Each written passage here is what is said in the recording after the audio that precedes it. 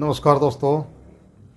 2014 के बाद अपने देश में एक अजीब सी बीमारी आ गई है, गद्दारी का सर्टिफिकेट बांटने की, जो अब अपनी बिल्कुल चरम सीमा पे पहुंच गया है।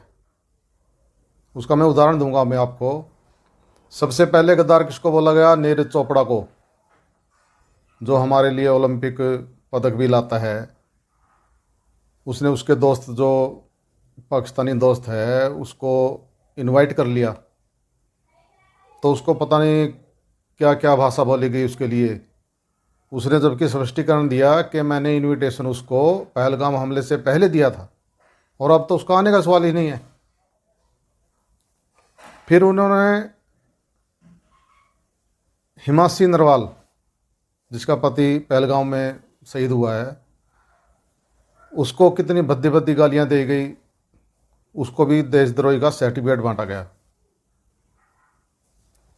फिर किसान नेता राकेश टिकैत को, कल देखा होगा आपने, वो उसी रैली में शामिल होने जा रहे थे जो पाकिस्तान के खिलाफ निकाली जा रही थी, लेकिन फिर भी उसको गद्दारी का सर्टिफिकेट दिया गया।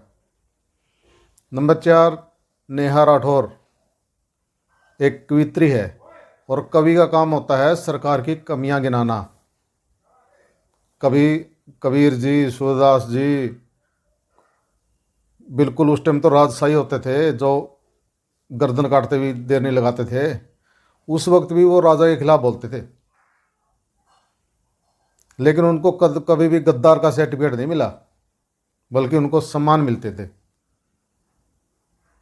लेकिन आजकल जो ये नई प्रजाति पैदा हुई है ना, जो ये गद्दारी का सर्टिफिकेट दे रही है, पता है इनके पूर्वज कौन है?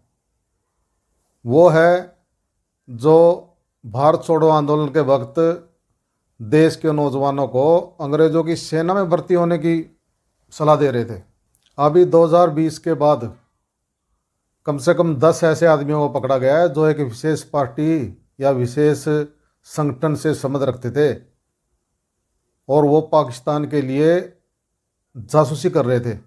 देखो, पार्टी का नाम तो आप समझ गए होंगे और संगठन का नाम भी आपको पता है, कहने की कोई बात नहीं है, इतने तो समझ आता है सबको।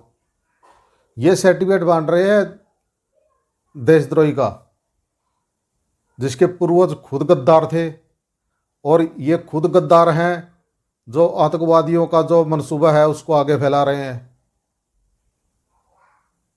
तो शर्म आनी चाहिए इनको।